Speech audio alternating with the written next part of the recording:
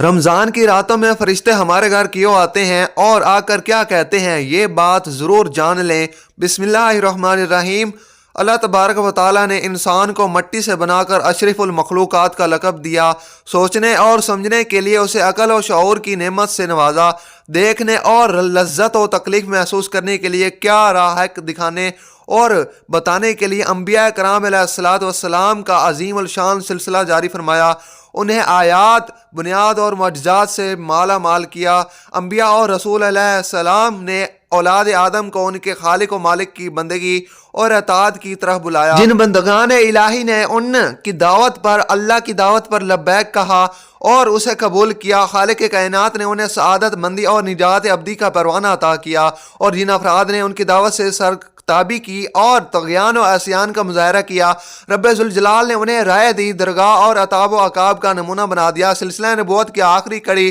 خاتم الانبیاء حضرت محمد مصطفیٰ احمد المجتبیٰ کو اللہ تبارک و تعالیٰ نے مبعوث فرمایا۔ قرآن کریم جیسی لاریب اور عظیم کتاب کو آپ پر نازل فرمایا، آپ کی شریعت کو آخری شریعت بنایا۔ آپ نے اپنی امت کو سب سے پہلے اللہ تعالیٰ کی توحید اور اپنی رسالت کی دعوت دی۔ جن لوگوں نے کلمہ توحید اور آپ کی رسالت کو قبول کیا انہیں نماز کی دعوت دی گئی۔ اس کے بعد زکوٰۃ، حج اور رمضان کے روزے کی فرضیت نازل ہوئی اور ان پانچوں چیزوں کو اسلام کی بنیاد اور اساس قرار دیا گیا، جیسے کہ حضور اکرم صلی اللہ علیہ وآلہ وسلم کا ارشاد ہے۔ ترجمہ: اسلام کی بنیاد 5 چیزوں پر ہے۔ اس بات کی گواہی دینا کہ اللہ کے سوا کوئی معبود نہیں اور محمد اللہ کے بندے اور اس کے رسول ہیں، اور نماز قائم کرنا، زکوٰۃ دینا، حج کرنا اور رمضان کے روزے رکھنا۔ مختصر یہ کہ اللہ تبارک و تعالیٰ نے حضور اکرم صلی اللہ علیہ وآلہ وسلم کی برکت سے اس امت کو رمضان جیسا ماہ عظیم، ماہ مبارک، ماہ صبر اور ماہ مساوات عطا فرمایا، جس میں تھوڑی سی بدنی مشقت یعنی سحری سے لے کر غروب آفتاب تک عبادت، نیت، کھانے پینے اور جنسی خواہشات سے اپنے آپ کو روک لینے پر اللہ تعالیٰ نے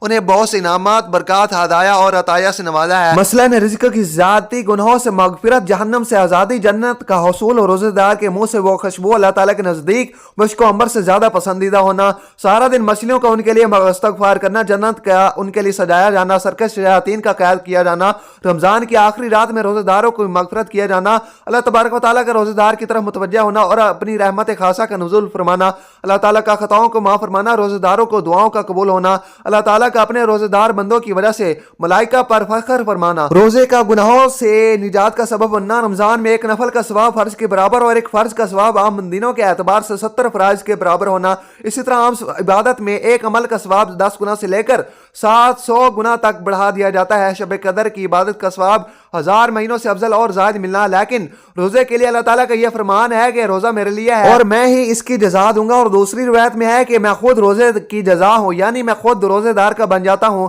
اب وہ جو چاہے گا میں اس کو عطا کروں گا۔ ایک حدیث میں ہے، ترجمہ حضرت ابو سعید خدری رحمۃ اللہ تعالیٰ علیہ سے روایت ہے کہ رسول اللہ صلی اللہ علیہ وسلم نے فرمایا، جب رمضان کے پہلی رات ہوتی ہے تو آسمان کے تمام دروازے کھول دیے جاتے ہیں، پھر ان میں سے کوئی دروازہ آخری رمضان تک بند نہیں کیا جاتا، اور جو مومن بندہ اس رمضان کی رات میں نماز پڑھتا ہے اللہ تعالیٰ اس کے ہر سجدے کے بدلے میں 1500 نیکیاں عطا فرماتے ہیں، اور اس کے لیے جنت میں سرخ یاقوت کا ایک گھر بناتے ہیں جس کے سایہ 1000 دروازے ہوتے ہیں، اور ان میں سے ہر دروازے کے اندر ایک سونے کا محل ہے جو سرخ یاقوت سے مزین کیا گیا ہے۔ جب بندہ رمضان کے پہلے دن روزہ رکھتا ہے تو اس کے گزشتہ گناہ معاف کر دیے جاتے ہیں، اور ہر دن فجر کی نماز سے سورج غروب ہونے تک 70,000 فرشتے اس کے لیے مغفرت کی دعا کرتے ہیں، اور رمضان میں خواہ دن ہو یا رات وہ جو بھی سجدہ کرتا ہے اس کے بدلے میں اس کے لیے جنت میں ایک ایسا درخت لگ جاتا ہے جس کے سائے کے نیچے ایک گھڑ سوار 500 سال تک دوڑ سکتا ہے۔ اسی طرح روزہ دار کو 2 خوشیوں کا ملنا، ایک افطار کے وقت کی خوشی، ٹھیک ہے، اللہ تعالیٰ نے روزے جیسی عظیم عبادت کی توفیق عطا فرمائی، اور ایک خوشی اللہ تعالیٰ سے ملاقات کے وقت ہوگی انشاءاللہ۔ اسی طرح روزہ داروں کے لیے جنت کے باب ریان کا مخصوص ہونا، جنت میں شراب ظہور کا ملنا جس کے پینے کے بعد کبھی پیاس نہیں لگے گی، روزہ رکھنے سے صحت کا ملنا، روزے کا روزہ دار کے لیے قیامت کے دن سفارش کرنا، خیر کے کام کرنے والوں کو اللہ تعالیٰ کے منادی کی طرف سے مزید اعمال خیر کی ترغیب دینا، رمضان کی پہلی رات میں اللہ تبارک و تعالیٰ کا اپنے بندوں پر نظر رحمت کرنا، اور جس پر اللہ تعالیٰ کی رحمت کی نظر ہو گئی پھر اس کو کبھی عذاب نہ ملنا، ہر دن 10 لاکھ لوگوں کا جہنم سے آزاد ہونا، اور ایک روایت میں 60,000 کا آزاد ہونا اور رمضان کے آخری رات میں پورے مہینے کے برابر آزاد شدہ لوگوں کی تعداد کے برابر لوگوں کا جہنم سے آزاد کیا جانا، رب العالمین کا فرشتوں سے ان کے اجر کے بارے میں دریافت کرنا اور فرشتوں کو ان کے روزہ داروں کی بخشش پر گواہ بنانا، آسمان کے دروازوں کا کھلنا، رمضان کی ہر رات میں اللہ تعالیٰ کے منادی کی طرف سے یہ ندا دینا کہ ہے کوئی سوال کرنے والا، میں اس کا سوال پورا کروں، ہے کوئی اپنے گناہوں سے توبہ کرنے والا، میں اس کی توبہ قبول کروں، کوئی بخشش مانگنے والا، میں اس کی بخشش کر دوں، کوئی دعا کرنے والا کہ میں اس کی دعا قبول کروں۔ شب قدر میں فرشتوں کا عبادت میں مصروف لوگوں سے مصافحہ کرنا، ان کی دعا پر فرشتوں کا آمین کہنا، ہر رات دن میں روزے دار کی ایک دعا کا قبول ہونا، یہ تمام وہ انعامات ہیں جو اللہ تبارک و تعالیٰ روزہ رکھنے والوں کو روزے کی بنا پر عطا فرماتے ہیں۔ روزہ رکھنے کی بنا پر اتنے انعامات ملنے کے باوجود اللہ تبارک و تعالیٰ نے اہل ایمان کو روزے کی فرضیت کے بارے میں بڑے محبان، شفیقانہ اور حکیمانہ انداز میں فرمایا۔ ترجمہ: اے ایمان والو، فرض کیا گیا تم پر روزہ جیسا فرض کیا گیا تھا تم سے اگلوں پر، تاکہ تم پرہیزگار ہو جاؤ۔ یعنی یہ روزہ صرف تم پر فرض نہیں ہوا بلکہ تم سے پہلے لوگوں پر بھی فرض کیا گیا، اور یہ روزہ اس لیے فرض کیا گیا تاکہ تم متقی بن جاؤ اور پرہیزگار بن جاؤ۔ یہ چند دنوں کی بات ہے، لیکن اس میں بھی مریض اور مسافر کو اجازت ہے کہ وہ بعد میں اس کی قضا کر سکتے ہیں، اور جو لوگ روزے کی طاقت نہیں رکھتے، بڑھاپے وغیرہ کی بنا کی وجہ سے، وہ فدیہ دے دیا کریں۔ یہ کتنا شفقت، محبت اور پیار بھرا انداز ہے اور خطاب ہے جو اللہ تبارک و تعالیٰ اپنے بندوں کے لیے اختیار فرما رہے ہیں۔ روزے کے روحانی جسمانی فوائد اور اس کی حکمتیں بیان کرتے ہوئے حضرت مولانا سید زوار حسین شاہ صاحب رحمۃ اللہ علیہ نے کہا کہ روزہ رکھنے میں بہت سی حکمتیں اور فوائد ہیں جن سے روزے کی اہمیت پر روشنی پڑتی ہے۔ ایک حکمت یہ ہے کہ روزہ رکھنے سے انسان کو اپنی عاجزی اور مسکینی اور خدا تعالیٰ کی عظمت و جلال اور اس کی قدرت کاملہ پر نظر پڑتی ہے، اور اس سے بندگی اور فرمان برداری کی صفت پیدا ہوتی ہے۔ روزے کی برکت سے چشم بصیرت کھلتی ہے اور دین کی سمجھ میں ترقی ہوتی ہے۔ روزے کی حالت میں فرشتوں کی صفات ملکیہ سے متصف ہوتا ہے اور اس کی برکت سے انسان کو ملائکہ الہی سے ساتھ قرب حاصل ہوتا ہے۔ روزے کے ذریعے سے اللہ تعالیٰ کی شکر گزاری کا موقع ملتا ہے، درندگی اور چوپائیوں والی صفت سے دوری حاصل ہوتی ہے، انسانی ہمدردی کا جذبہ دل میں پیدا ہوتا ہے، کیونکہ جب تک کسی شخص نے بھوک پیاس کی تکلیف محسوس نہ کی ہو، وہ بھوک اور پیاسوں کا حال کس طرح واقف ہو سکتا ہے؟ جو شخص بھوک اور پیاس کی مشقت سے واقف نہ ہو،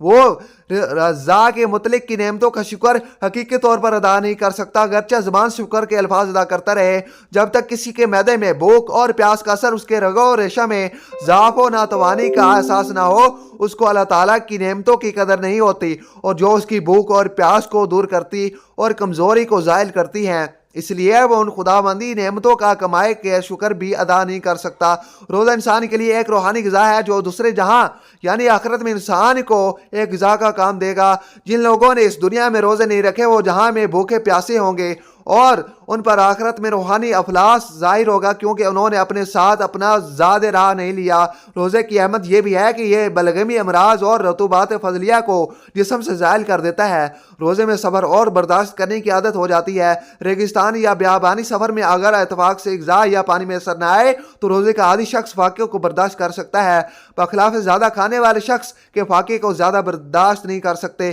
کہ تھوڑے عرصے میں موت کے منہ میں پہنچ جاتے ہیں۔ ان سب مسلطوں و قیمتوں کے باوجود روزے کی ایک بڑی اہمیت اور ایک خاص حکمت یہ ہے کہ روزہ اللہ تعالیٰ کی محبت کا ایک بہت بڑا نشان ہے۔ جس طرح کوئی شخص کسی کی محبت میں سرشار ہو کر کھانا پینا چھوڑ دیتا ہے، اور میاں بیوی کے تعلقات میں بھی اشارہ ہے کہ یعنی جس نے رمضان میں روزہ رکھا اور اس کی حدود کو پہچانا اور روزوں کو ہر اعتبار سے تحفظ دیا، اللہ تبارک و تعالیٰ ایسے روزوں کو گزشتہ گناہوں کے لیے کفارہ بنا دیں گے۔ مسلمان خواہ مرد ہوں یا عورتیں بغیر عذر شرعی کے کسی روزے کی قضا نہ کریں، اس لیے کہ آپ صلی اللہ علیہ وسلم نے ارشاد فرمایا، یعنی جس نے رمضان کے ایک روزہ بغیر کسی رخصت اور بیماری کے چھوڑ دیا، ساری زندگی وہ ایک روزہ رکھتا ہے، اس کا ایک روزے کا ثواب اسے نہیں مل سکتا۔ روزہ خواہ فرض ہو یا نفل، اس میں کوئی ایسی خاص بات تو ضرور ہے کہ جس کی بنا پر آپ صلی اللہ علیہ وسلم نے بار بار اس کی تاکید فرما رہے ہیں اور فرماتے ہیں کہ اس کی مثال اور اس کے برابر کوئی عبادت نہیں جا سکے۔ حضرت عمر رضی اللہ تعالیٰ عنہ سے روایت ہے کہ میں نے عرض کی کہ اے اللہ کے رسول صلی اللہ علیہ وسلم، مجھے کوئی ایسا عمل بتلائیے کہ جس کی بنا پر مجھے جنت کا داخلہ مل جائے۔ آپ صلی اللہ علیہ وسلم نے فرمایا، روزوں کو لازم پکڑو، اس کے برابر کوئی عمل نہیں ہو سکتا۔ صحابی رضی اللہ تعالیٰ عنہ فرماتے ہیں کہ میں نے دوبارہ یہی سوال کیا۔ आप सल्लल्लाहु अलैहि वसल्लम ने हर मर्तबा यही फरमाया, रोजे को मजबूती से पकड़ो, इसके बराबर कोई अमल नहीं हो सकता। हजरत अबू उमामा रजी अल्लाह तआला अन्हु ने इस पर ऐसा अमल कर दिखाया कि रमजान के फर्ज रोजों की वजह से आखिरी तो क्या करते, लेकिन नफली रोजों का भी सारी जिंदगी ऐसा ही एहतमाम किया कहा जाए कि उनके घर से दिन को कभी भी धुआं उठता हुआ नजर नहीं आया, सिवाय उन दिनों के जब के कोई मेहमान उनके घर में आ जाता। इसलिए फरमाया गया कि रमजान अल मुबारक की बरकतों और रहमतों से तो महरूम रहा, वो तमाम खूबियों और भलाइयों से महरूम रहा। रमजान अल मुबारक को कुरान करीम के साथ एक खास ताल्लुक है। हर मुसलमान को चाहिए कि रमजान अल मुबारक में ज़्यादा से ज़्यादा कुरान करीम की तिलावत करे, दुआओं का एहतमाम किया जाए, सदकात और खैरात की कसरत की जाए, अपने मुलाजिम और नौकरों से काम में तखफीफ की जाए, ला इलाहा इल्लल्लाह का विर्द किया रखा जाए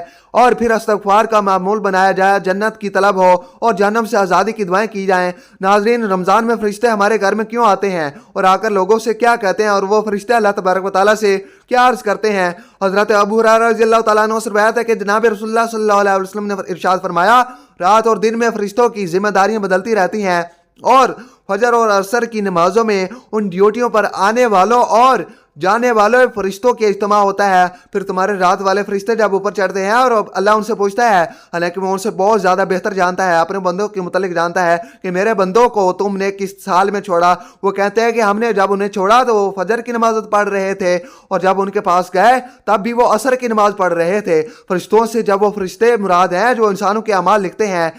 इमाम नबवी रहमतुल्लाह अलैह फरमाते हैं, रात और दिन जिम्मेदारी अदा करने वाले फरिश्तों की ड्यूटियां तब्दील के औकात को इबादत के औकात में मुकर्रर करना बंदों पर अल्लाह ताला की खास लुत्फ़ व करम का मज़र और एजाज़ है, क्योंकि ये फरिश्ता अल्लाह ताला के यहाँ इंसानों के लिए सुबह शाम खैर और फरमा बरदारी जिसका वो मुशाहिदा करते हैं पर होने की गवाही देते हैं। अल्लामा बदरुद्दीन ऐनी रहमतुल्लाह अलैह इस हदीस के फ़वाइद में फरमाते हैं कि इस हदीस से मालूम होता है कि नमाज आला इबादत है। फजर असर की नमाज और उनके औकात की शान व अज़मत देकर नमाजों और उनके औकात की बानिस्बत ज़्यादा है, और चूंकि असर की नमाज को वक़्त दुनियावी मशगूलियत का वक़्त है इसलिए इस हदीस में इसकी पाबंदी का ख्याल रखने की तरगीब दी गई है। अल्लाह तबारक व तआला हमें रमज़ान अल मुबारक जैसे सईद लम्हात और औकात इबादत में गुजारने और उसके तमाम इनामात व बरक़ात और फ़ज़ाइल हासिल करने की तौफ़ीक़ अता फ़रमाए। आमीन या रब्बुल आलमीन, आमीन आमीन। नाज़रीन, हमारे चैनल को सब्सक्राइब करें। मिलते हैं एक अगली इस्लामिक वीडियो में, तब तक के लिए अपना और अपने प्यारों का ख्याल रखिए। अल्लाह हाफ़िज़।